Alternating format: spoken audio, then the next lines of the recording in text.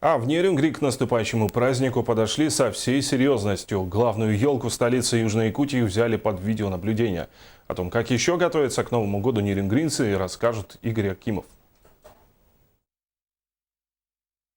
Сложно представить человека, который не любил бы Новый год. Ведь это поистине необычное и очень радостное событие. Люди всех возрастов втайне ждут, что в Новом году сбудутся их заветные желания. Городские власти прикладывали все усилия, чтобы улицы и проспекты, как и весь город в целом, в новом 2016 году были чистыми и преображенными. И в преддверии празднования Нового года буквально за считанные дни также в качестве подарка горожанам на центральной площади города была установлена новая, красивейшая новогодняя елка. В этом году городской администрации по заданию главы города Леонида Николаевича была приобретена новогодняя елка. 25 ноября начались работы по ее установке, где подрядчики в короткий срок, качественно и быстро выполнили все работы. 17-метровая красавица с наступлением темноты начинает сиять огнями и радовать всех мимо проходящих нерюнгринцев и гостей города. По-моему, каждый год хорошие елки ставят. В этом году, конечно, она красивее. Настроение поднимается. Я вот с гостиницы вышел, сдалека увидел.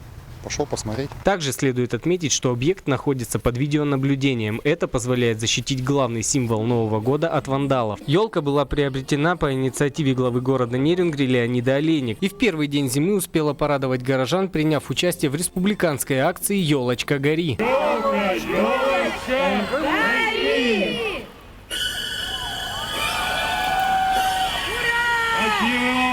Давайте громко похлопаем друг друга.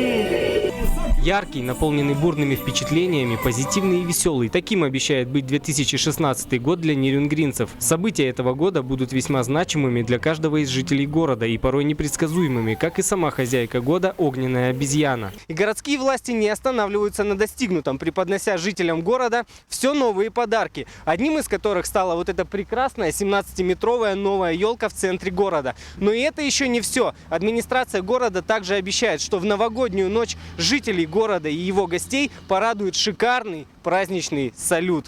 Игорь Акимов, Кирилл Федоров, НВК Саха, Нерюнгри.